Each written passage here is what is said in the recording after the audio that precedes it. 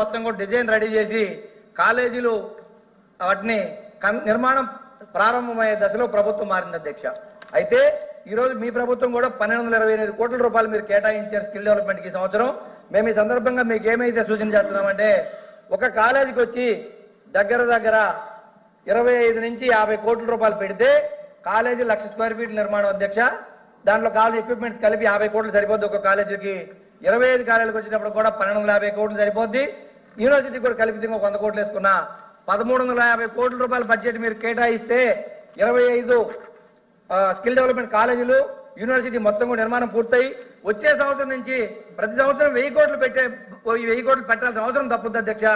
100 నుంచి 200 కోట్ల రూపాయలతోనే ఆ స్కిల్ డెవలప్మెంట్ కాలేజీలకి మెయింటెనెన్స్ జరుపుకునే అవకాశం ఉంది అని నేను ఈ సందర్భంగా మీకు తెలియజేస్తా ఉన్నా. రెండోది పవర్ విషయానికి వచ్చేటప్పుడు అధ్యక్ష, నెల్లూరు జిల్లాలో థర్మల్ పవర్ స్టేషన్ కూడా రాజశేఖర రెడ్డి గారు ఆ రోజు కృష్ణపట్నం పోర్ట్ వస్తూ ఉంది, కోల్కి ఎక్స్పోర్ట్ ఇంపోర్ట్ అవకాశం ఉంటుందని చెప్పని ఆయన phase 1 phase 2 స్టార్ట్ చేస్తే ఇది పర్యావరణానికి ముప్పు, దీన్ని బాంబులు పెట్టి పేల్ చేస్తాం మేము వచ్చిన తర్వాత అని చెప్పిన ఆ రోజు నాయకులు మళ్ళీ దాన్ని phase 1 phase 2 కూడా గత ప్రభుత్వంలో చంద్రబాబు నాయుడు గారి 14-19 మధ్యకాలంలో దాన్ని ప్రారంభించి phase 3 కూడా మీరే ప్రారంభించారు అధ్యక్ష.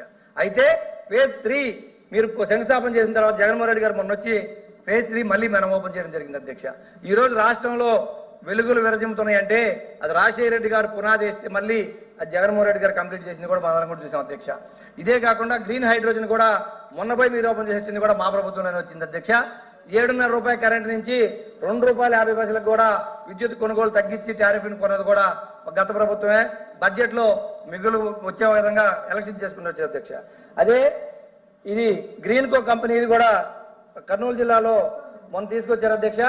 అదైతే ఆల్రెడీ ప్రపోజల్ వచ్చేసి కెపాసిటీ సోలార్ కెపాసిటీ 3000 మెగావాట్లు, విండ్ పవర్ వచ్చి 2000 మెగావాట్లు, పంప్డ్ స్టోరేజ్ వచ్చి 2400 మెగావాట్లతోటి గత ప్రభుత్వంలో జగన్మోహన్ రెడ్డి గారు దాన్ని శాంక్షన్ చేయడం పనులు జరుగుతూ ఉన్నాయి అధ్యక్ష. మొన్ననే ఉప ముఖ్యమంత్రి గారు కూడా వెళ్ళి ఆ ప్రాజెక్ట్ ఎలా పనులు జరుగుతుందని చెప్పి కూడా పరిశీలన చేసి వచ్చారు అధ్యక్ష. ఇంకొక విషయం అధ్యక్ష, రాష్ట్రంలో సంపద సృష్టిస్తామని చెప్పిన దానికి నేను ఒకటి అడుగుతా ఉన్నా అధ్యక్ష ప్రభుత్వాన్ని. ఈరోజు ఫిల్మ్ ఇండస్ట్రీ ఉంది అధ్యక్ష.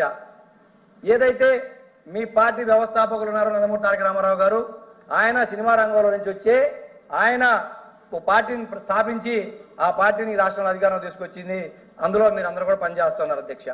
ఆయన తమిళనాడు నుంచి ఆంధ్రాకి ఫిల్మ్ ఇండస్ట్రీ తీసుకొచ్చారు అధ్యక్ష విభజన జరిగిన తర్వాత.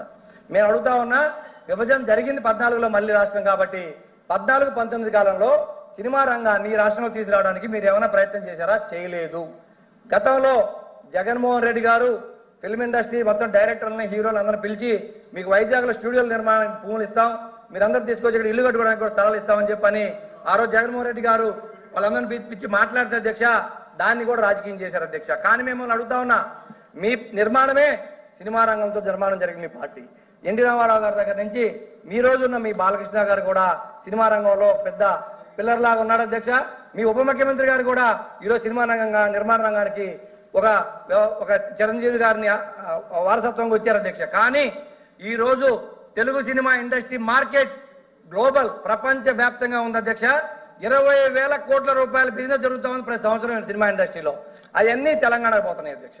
మన ఏపీలో కూడా సినిమా ఇండస్ట్రీకి మీరందరూ మీ ముఖ్యమంత్రులు, ఉప ముఖ్యమంత్రులు, ఎమ్మెల్యేలు మీ అందరూ కూడా దానికి సంబంధించి కూడా ఈ బడ్జెట్లో సినిమా రంగం గురించి కానీ సినిమా రంగానికి సంబంధించిన కేటాయింపులు కానీ ఆ వ్యవస్థ ఇక్కడికి వస్తే ఎంతో మందికి ఉపాధి అవకాశాలు వస్తాయి, ఎంతో రకంగా గవర్నమెంట్కి ఎన్నో 100 కోట్ల రూపాయల ట్యాక్సులు వస్తాయి. కానీ మీరు ఆ దిశగా ఒక అడుగు కూడా వేయలేదని చెప్పి నేను చెప్తా ఉన్నాను అధ్యక్ష. ఇదే కాకుండా టూరిజం అధ్యక్ష, ఈ ముఖ్యమంత్రి గారు ఈ మధ్యకాలంలో వేదికల మీద మేము చూస్తా ఉన్నాం అధ్యక్ష. ఐటీ తరువాత విపరీతమైన రెవెన్యూ వచ్చేది, అసలు రాబోయే రోజుల్లో లక్షల ఉద్యోగాలు వచ్చేది టూరిజం అని చెప్పి ఆయన మీటింగుల్లో ఆయన స్పీచ్ల్లో ఆయన చెప్తా ఉన్నారు అధ్యక్ష. అందరం కూడా చూస్తా ఉన్నారు. కానీ టూరిజానికి మీరు కేటాయింపులు చేసింది అధ్యక్ష 0.2% కూడా టూరిజానికి మీరు కేటాయింపులు చేయలేదు ఈరోజు బడ్జెట్లో అడుగుతా ఉన్నారు అధ్యక్ష. 2% కాదు అధ్యక్ష, 0.2% కూడా ఈరోజు చేయలేదు. మీరు టూరిజాన్ని మాటల్లో కాదు చేతల్లో మీరు కేటాయింపులు చేసి పేద బడుగు బలహీన వర్గాల వారికి ఫిషర్మెన్స్ కావచ్చు, గోదావరి జిల్లా వాతావరణం కావచ్చు, అరకు వ్యాలీ లాంటి ప్లేసులు కానీ రాయలసీమ ప్రాంతంలో కానీ ఇవన్నీ కూడా టూరిజం అభివృద్ధి చెందడానికి అవకాశం ఉంది. దాన్ని మీరు నిర్లక్ష్యం చేస్తున్నారని చెప్పి చెప్తాను అధ్యక్ష. ఇదే కాదు పోలవరం విషయానికి వస్తే అధ్యక్ష 45.7 మీటర్లకు వస్తే ఆర్ఆర్ ప్యాకేజ్ వచ్చి 35,000 కోట్ల రూపాయలు ఉంది అధ్యక్ష. మేము అడుగుతుంది ఏంటంటే క్లారిటీ. ఇప్పుడు 41 మీటర్లకు కుదిస్తే మీరు బడ్జెట్లో పెట్టిన విధంగా 6,705 కోట్ల రూపాయలు ప్రాజెక్ట్ నిర్మాణానికి ఇస్తున్నారా, లేకపోతే ఆర్ఆర్ ప్యాకేజ్కి ఇస్తున్నారా? 6,700 కోట్లు అనేది ఒక క్లారిటీ కావాలి. బడ్జెట్లో క్లారిటీ లేదు అధ్యక్ష. పోతే 45.7 మీటర్లకు వస్తే మీరు 35,000 కోట్ల రూపాయలు ఆర్ఆర్ ప్యాకేజ్కి ఇస్తారా, ఇవ్వరా? వచ్చే సంవత్సరం ఇస్తారా, ఆ పై సంవత్సరం ఇస్తారా, ఎప్పుడు ఓపెన్ చేస్తారనేది కూడా బడ్జెట్లో క్లారిటీగా కనుక ఇచ్చుంటే మీ ప్రభుత్వానికి బాగుండేదని చెప్పి ఈ సందర్భంగా అడుగుతాను అధ్యక్ష. అదేవిధంగా ఇండస్ట్రీస్ విషయానికి వచ్చేటప్పటికి అధ్యక్ష, సెంచరీ ప్లైవుడ్ కానీ అలాగే ఇంకా రిమైనింగ్ పరిశ్రమలు చాలా పరిశ్రమలు వచ్చినాయి అధ్యక్ష.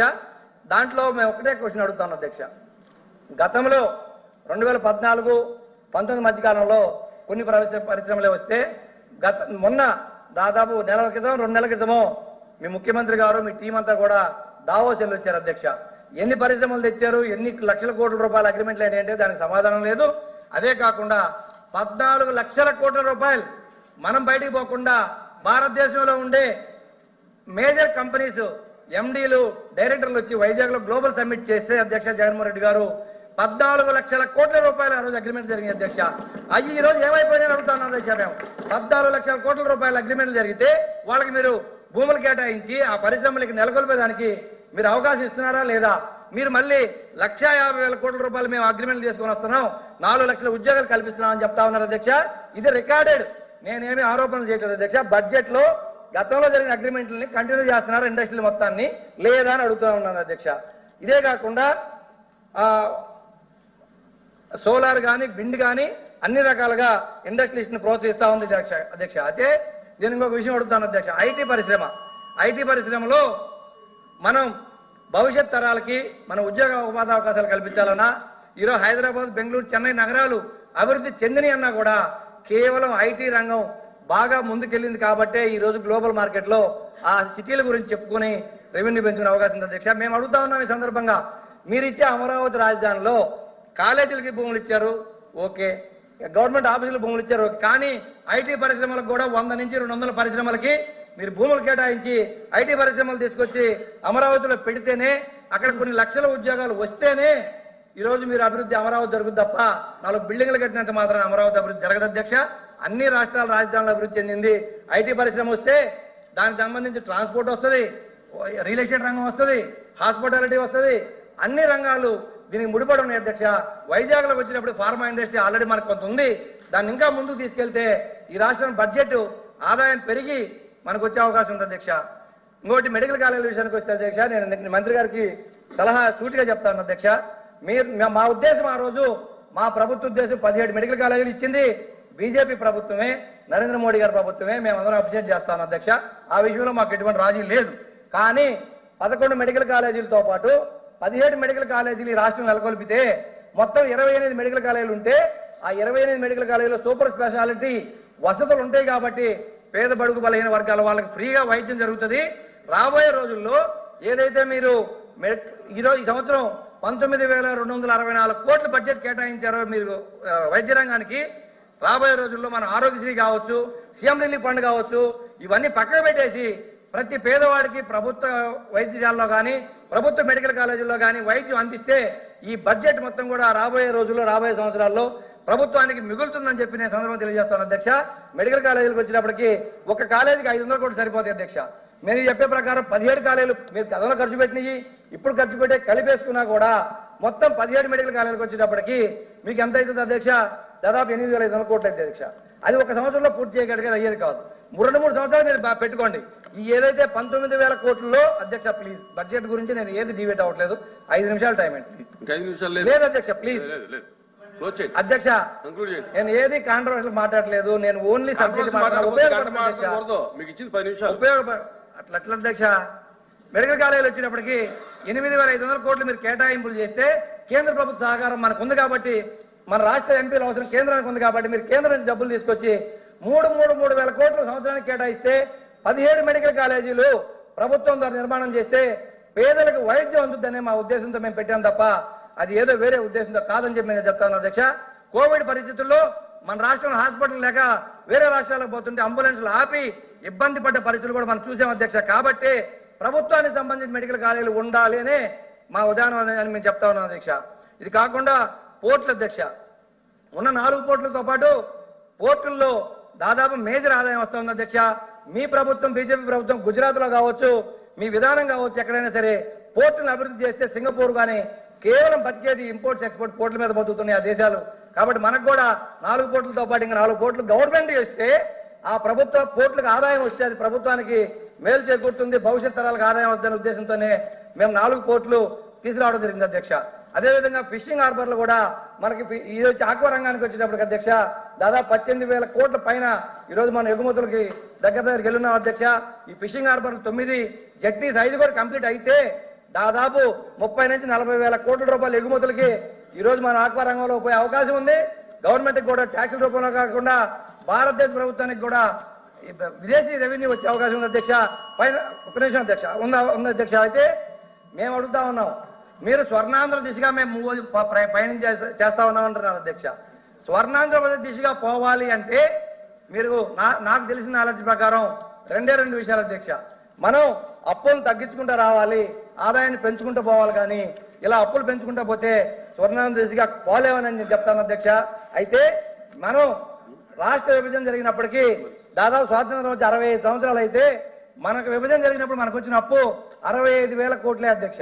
69,000 కోట్లు 69,000 కోట్లు 65 సంవత్సరాలు తప్పు వస్తే 14-19 మధ్యకాలంలో అప్పు దాదాపు 2.5 లక్షల కోట్ల అప్పు ప్లస్ 80,000 కోట్ల బకాయిలు అధ్యక్ష.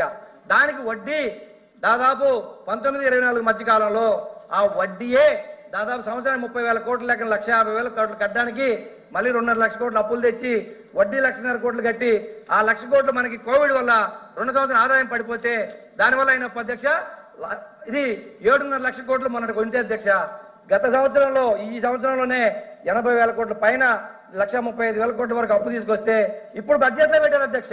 రాబోయే సంవత్సరం 1,00,000 కోట్లు మేము అప్పు తీసుకొస్తామని చెప్పి బడ్జెట్లో పెట్టారు అధ్యక్ష.